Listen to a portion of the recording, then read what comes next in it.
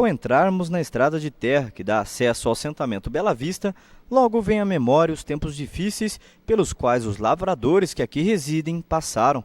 Tempos de guerra, como eles mesmos descreveram à nossa equipe de reportagem e aos técnicos do INCRA de Brasília.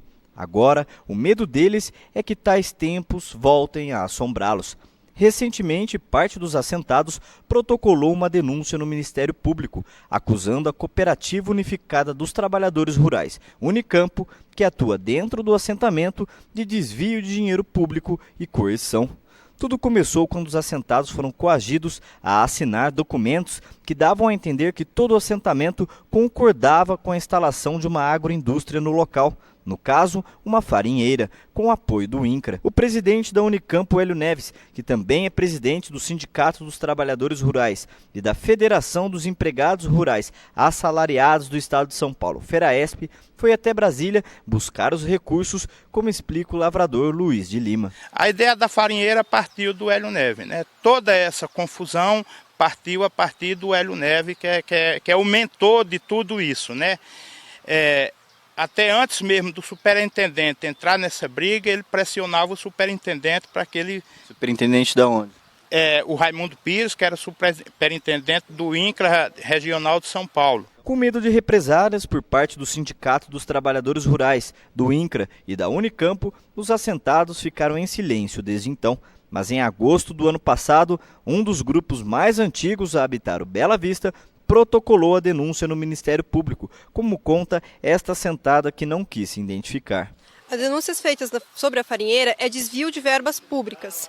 Foi, até onde a gente tem informação, 900 mil foi resgatado pela Unicampo para fazer essa farinheira.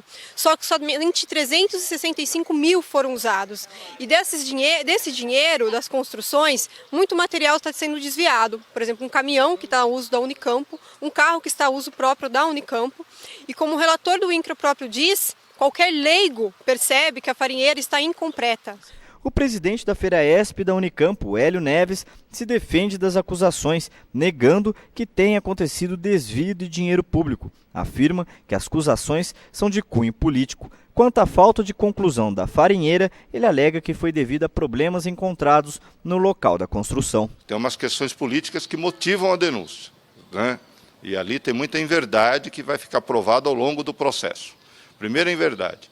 Eles falam que o convênio gerou em mais de R$1 milhão. Não é verdade, né? O INCRA repassou para a Unicampo aproximadamente em torno de R$360 mil para construir uma obra em um regime cooperativo, que fica mais barato do que fazer licitação, etc. A Unicampo, em parceria com os assentados hoje, tem cerca de 50 hectares de mandioca plantada na região. Os assentados ligados à Unicampo são os grandes prejudicados, porque nós queremos que a farinheira funcione para beneficiar essa mandioca. Tem no assentamento Bela Vista, tem em Gavião Peixoto.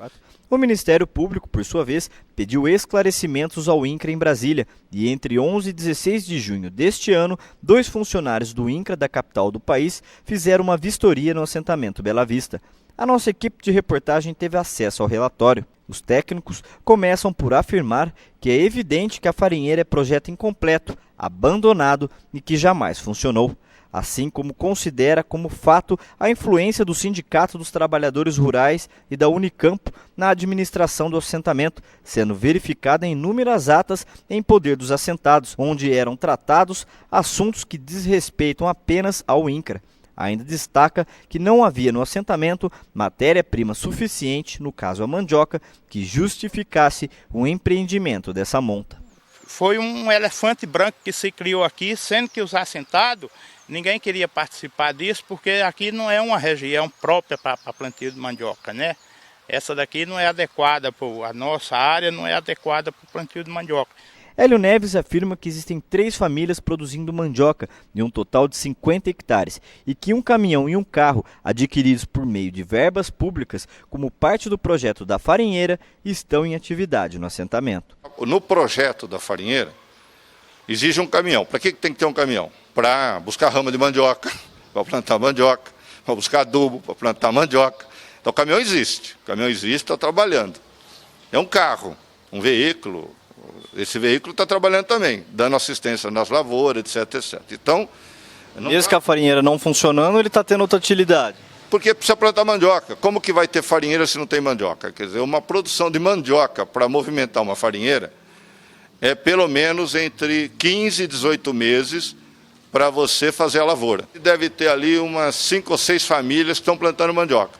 Já plantavam mandioca e vendem para farinheira de Conchal e às vezes farinheira de fora, né? E a mandioca, isso aqui que é um dado importante, a mandioca não é só para farinha.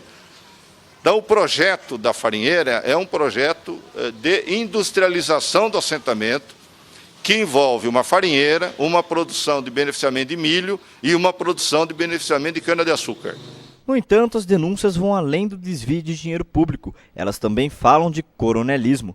O relatório do INCRA de Brasília ainda aponta como extremamente difícil distinguir aonde começa e termina a ação do INCRA, do Sindicato dos Trabalhadores Rurais e da Cooperativa Unicampo. Ainda de acordo com o relatório, os agentes do INCRA comentam que tiveram dificuldades para se aproximar dos assentados, que demonstraram certa resistência em recebê-los por temerem sofrer algum tipo de represária e classificaram toda a situação como grave, destacando que o próprio INCRA parece ser parte do problema em vez da solução. Juntamente com o Sindicato dos Trabalhadores Rurais de Araraquara e a Unicampo, os assentados acusam o presidente da Unicampo, Hélio Neves, de manipular o INCRA e coagir os assentados conforme seus interesses. Ele é um representante de empregado rural. Ele precisa de alguém para ele gerenciar, né? Ele precisa de alguém para ele gerenciar.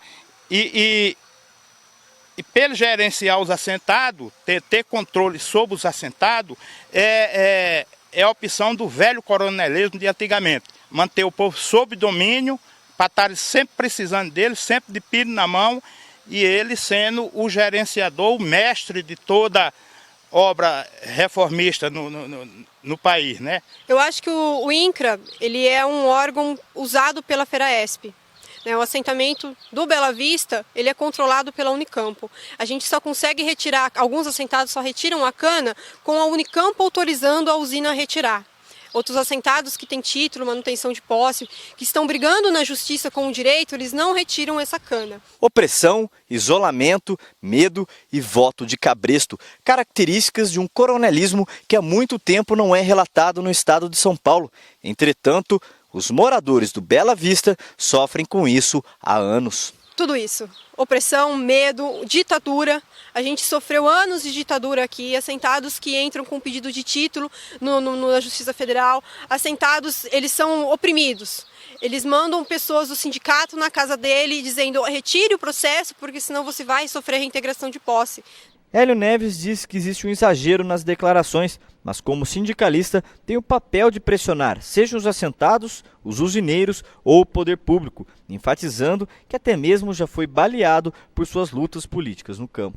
Aqui a nossa defesa dos ideais maiores da reforma agrária, do bem público, nós vamos defender sempre porque essa é a nossa tarefa. Existe uma denúncia, existe uma investigação no Ministério Público Federal, processo judicial instaurado, portanto, palavra final deve ser da Justiça, né? Nós estamos tranquilos e eu pessoalmente tenho uma história, embora fui muitas vezes processado, na minha lida isso é normal, até um tiro na cabeça eu levei, é normal, né? A contradição existe, mas ao final é que vamos ver quem tinha razão, né?